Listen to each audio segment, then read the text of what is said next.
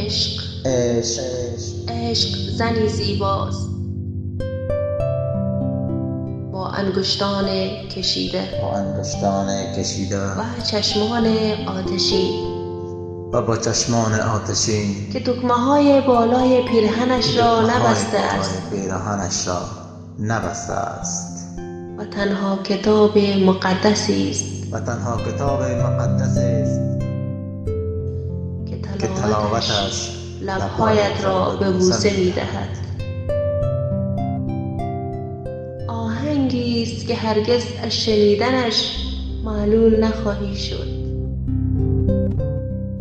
دارویی است که حتی مرگ را شیرین می‌کند.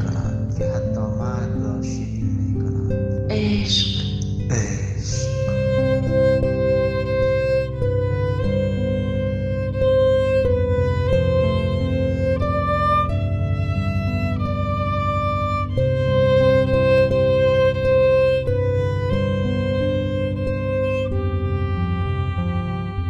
و عشق تنها انقلاب است که میتواند جهان را از سیاست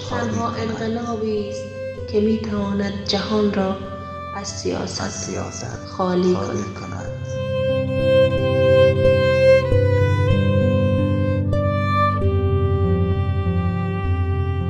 و عشق تنها انقلاب است که میتواند جهان را از سیاست خالی کند.